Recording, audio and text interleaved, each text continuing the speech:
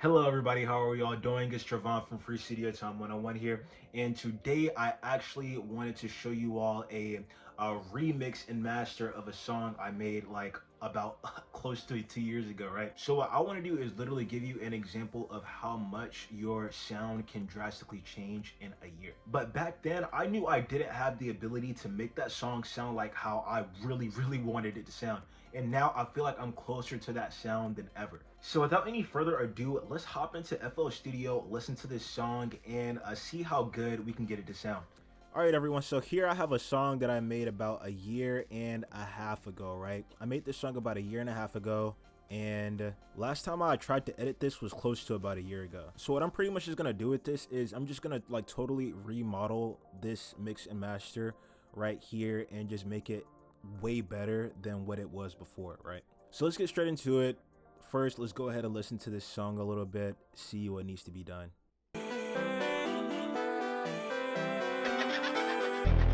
Sometimes I get carried away. Give me a sign, please. Safety, I always value your safety, I always value your safety. Know you never meant to call, so I know you ever try to do it, save me. Your empathy, good actions, and passed on that later. No, it ain't your fault, no, it ain't your fault, no, it ain't your fault, no, it ain't your fault. Know you never meant to call, so I know you ever try to do it, save me. All right, everyone. So what I initially had planned for you all was actually showing you how I mix and master the song from start to finish, and pretty much just like showing you everything that I did along the way to get the result that I needed. But what ended up happening was my computer just started going crazy, and it just pretty much just turned it into a big hump of junk. So what I'm gonna do instead, I've already mixed and mastered the song. I had to turn off a few of the mastering plugins because the CPU was gonna start going crazy again. And first, I'm gonna show you how everything sounds now after I've pretty much done what I've needed to do.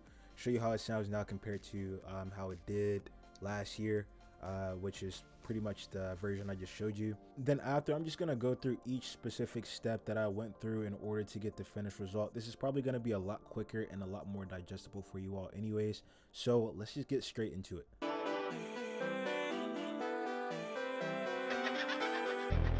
Sometimes I get carried away. Give me a sign, please.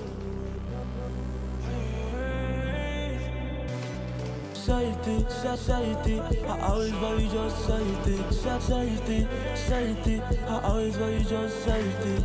Know you never meant to call, so I know you ever try to do it, save me. Your empathy, good actions, and passed on. No, it ain't your, no, it ain't, no, it ain't your fault. No, it ain't your, no, it ain't, no, it ain't your fault. Know you never meant, you ever try to do, ever try.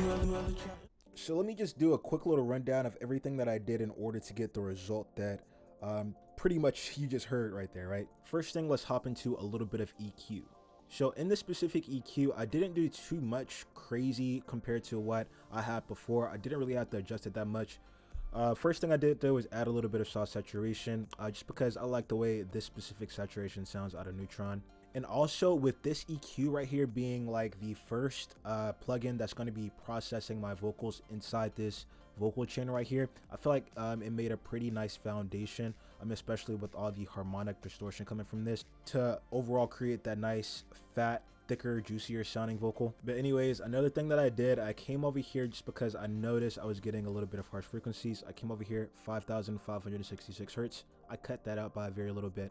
Another thing I did, this thing right here, this frequency, it was like at 430 and it was like a little bit up here. I came and made sure I took it out by about negative 3.7 dB for this 443 hertz frequency, just because it's this is like the boxiest frequencies out of the low mids. So I like to always make sure I take extra special care of this. Normally what I do is I turn on the attenuation mode with the dynamic EQ to ensure I'm not really getting any crazy sounds from this frequency right here, but in this case I didn't really need to do too much with that dynamic EQ, so I just wanted to make sure I left it alone. Everything else though, I pretty much just already had it before, and that's all I did with the EQ, right? Next thing I did was add a little bit of compression. So on the very first version of this that I showed you, I was using 2 fruity compressors. I was using the similar method right here, dual compression, but I was using 2 fruity compressors instead of the CLA76 and the CLA2A. Now let me explain to you why using 2 fruity compressors was a really bad move and probably made my sound a little bit worse than what it could have been, right? So first off, on fruity compressors, I'm just about to open up a fruity compressor for you really quick. So the really bad thing about fruity compressor is the fact that it doesn't show you how much gain reduction you get. There's no type of way to visualize how much compression you're getting in your song, which is really bad. Honestly, if you're in fruity, I suggest you just go ahead and use fruity limiter and go to compression mode instead of using this, just because it's a really just like not good compressor. Now the reason why seeing how much gain reduction you're getting is so important is because it's pretty much the only way you're gonna get balanced vocals, and you're gonna make sure that you're not over compressing or under compressing, right? You want to make sure you get it just right, and compression is such an important step when it comes to mixing and mastering that you just don't want to like be guessing this type of thing. It's literally like one of those like foundational things that's gonna overall create that sound that's either gonna make or break your song, you know what I'm saying? So you have to make sure you get these numbers right, and that's why using fruity compressor is definitely a no-go when it comes to mixing vocals, right? But especially with dual compression, you don't want to use fruity compressor is because with dual compression, as you know, it pretty much is composed of one fast aggressive compressor that has pretty low gain reduction, and then you have one nice balanced compressor that's pretty much rounding out the dynamics of your song, and that's where the gain reduction is going to be a little bit higher, right? So like with the fruity compressor, I didn't really know how much gain reduction I was getting from the fast compressor, so I was probably getting somewhere around like the similar amount of gain reduction as I was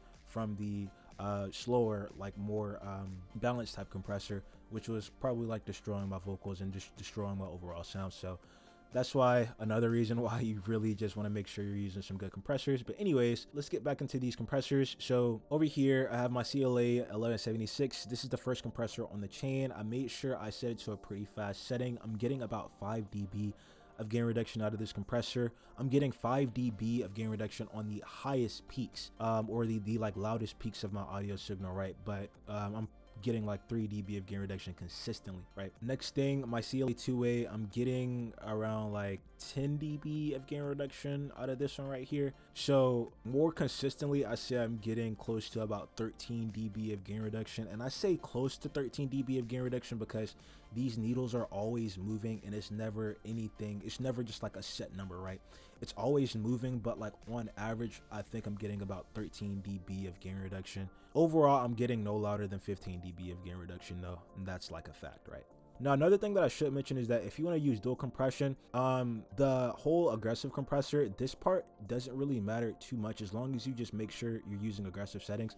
But the compressor that's actually balancing out your dynamics matters a whole lot to like the overall sound that you're going to be getting and like the overall feel that you're going to be getting from your vocals. So make sure you're using a compressor that sounds good for your specific song. I use dual compression in literally every single song, but I don't always use the CLA 2A, mainly just because this one's hard set to like a 3:1 ratio, and sometimes I like to use a little bit more aggressive compression on my songs, and CLA2A pretty much just can't do that. But in a lot of cases though, CLA2A sounds really good, so just make sure you know what to listen for your song and what type of compressor to use from your song, right? Anyways, we're done with the compression. Next thing I put on this chain is Soundgoodizer. A lot of people hate on Soundgoodizer, but screw those people. Soundgoodizer sounds really good if you know what you're doing in your mix and you have total control of your mix. Now, the reason why a lot of people don't like Soundgoodizer is because you can't really control any other aspect coming from this specific VST except for this knob and these presets down here.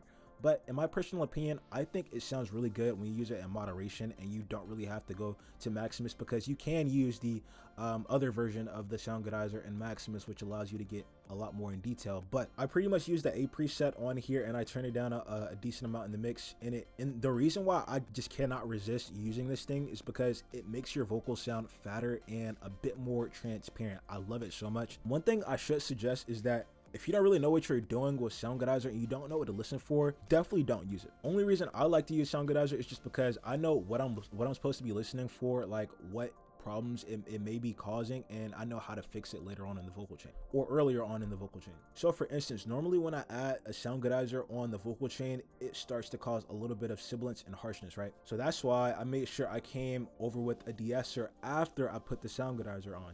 So normally I would have my de-esser immediately after the compression, but since sound goodizer is mixed with a little bit of compression and limiting and saturation within itself, I just made sure I went ahead and came with the de-esser after the sound goodizer so I can get a little bit more of those problems taken care of. So what I'm actually about to do is I'm about to let you hear how the vocals sound with sound goodizer on and sound goodizer off, and then I'm going to turn on the de-esser, show you how it fixes up that problem. And please note that there will still be a little bit of sibilance left, but we're gonna come back later on in the vocal chain and get that little sibilance taken under control, so do not worry about that. But let's get straight into it. So I'm gonna start with sound goodizer off, and then I'm gonna turn it on. Let's listen. Safety, safety, I always value just safety, safety, safety, I always value just safety.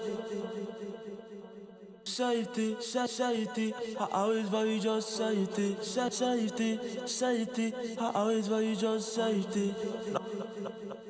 Now, do you see what I mean? It just makes your vocals sound a bit warmer, a bit fuller, and a bit fatter. That's why I really enjoy using sound goodizer. The people that hate on sound goodizer hate just because they don't know how to fix the issue. Anyway, so we got the sound goodizer to sound pretty nice. Now I'm about to turn on this de-esser, and I'm just gonna let you hear how it totally comes in and solves about 80% of the problem by itself, right? Safety, safety, I always value just safety, safety, I always value just safety, safety, safety, safety, safety, I always value just safety, safety, safety, I always value just safety. Safety, safety, I always value just safety, safety, safety, I always value just safety. So that's exactly how I rocked out with the de-essers and the compressors on this specific vocal chain, right? Next thing I did after my de-essing, I came over with a nice EQ.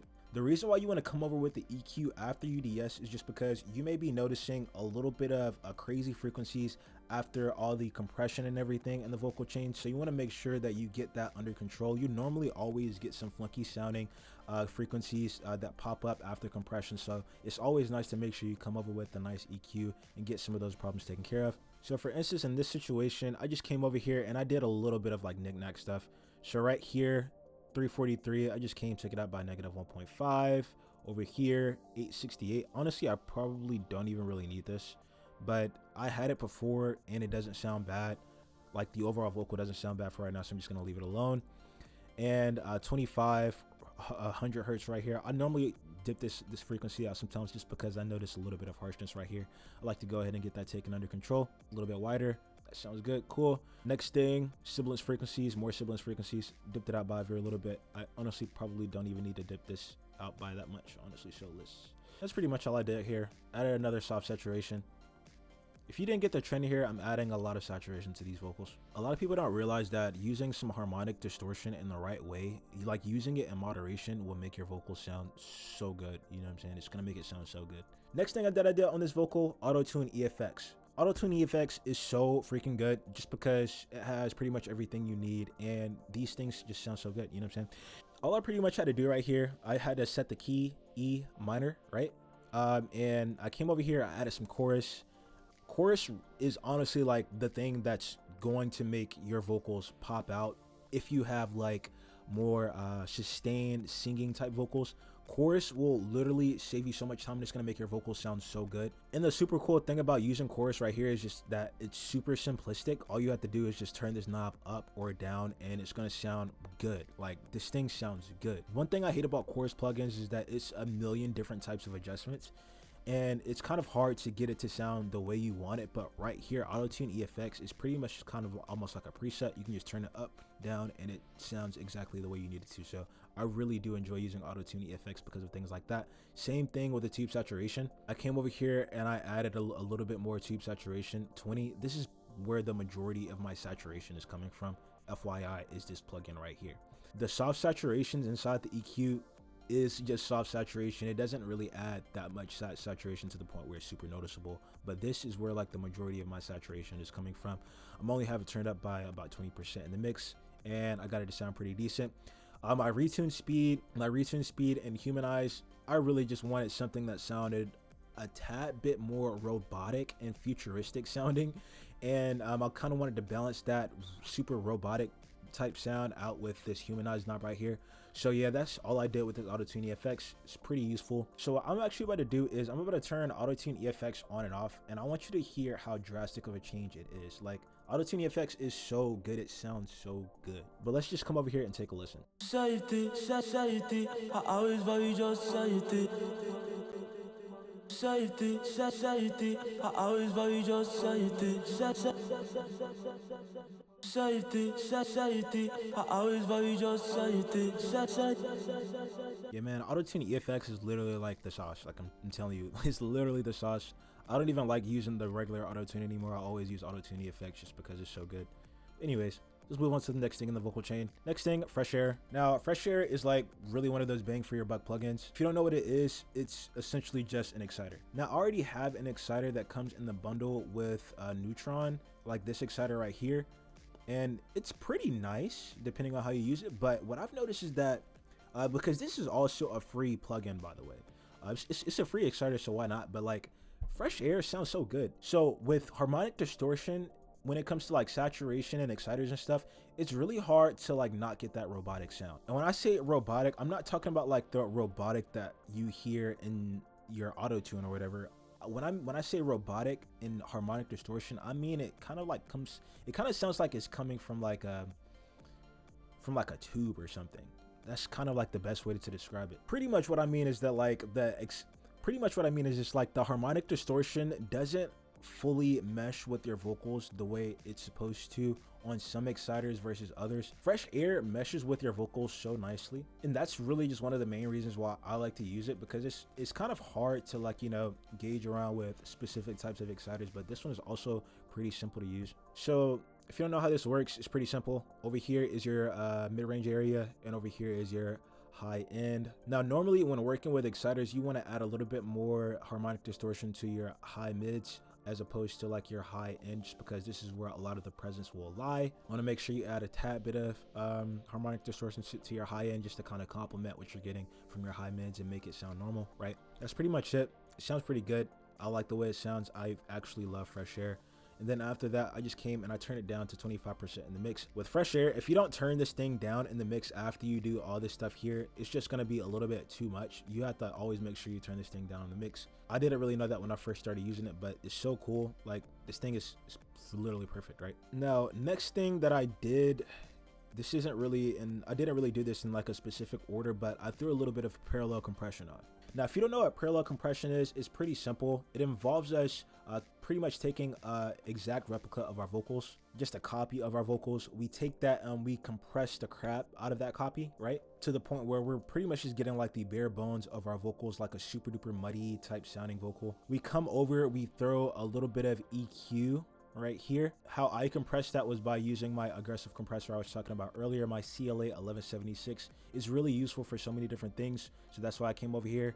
I used like a 12:1 ratio for like this, and I did a lot of compression over here. I think I'm getting somewhere like close to like over 20 dB of gain reduction, so a lot of compression. After that, you want to come over here, you want to balance out some frequencies so you can make sure it can probably blend with your vocals, because that's what we're going to be doing. We're going to be taking this copy and blending it with our vocals to make the overall sound of our vocals thicker, right? So after that, I took out the low end by a little bit, I took out the high end by a little bit, and I came over here to this 440 hertz frequency and I dipped it out by every little bit, just because the boxiness is never good. It doesn't matter what type of sound you want. This frequency right here just normally always gives you a little bit of problems, so it's best to, and at least in my situation, it's always best for me to dip that out by every little bit. And then I just came over with the de-esser just to make sure I wasn't getting any sibilance coming over and blending with my vocals, because that's just not going to sound good at all, right? So came over here, I de-essed those vocals. That's pretty much it.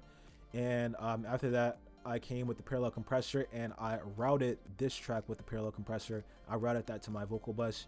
The reason why you want to make sure you route this track to your vocal bus is just so you can make sure your parallel compression or the copy of your vocals is getting all these effects as well.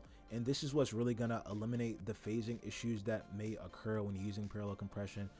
Just make sure you always route this track to your actual vocal bus and you won't have any problems.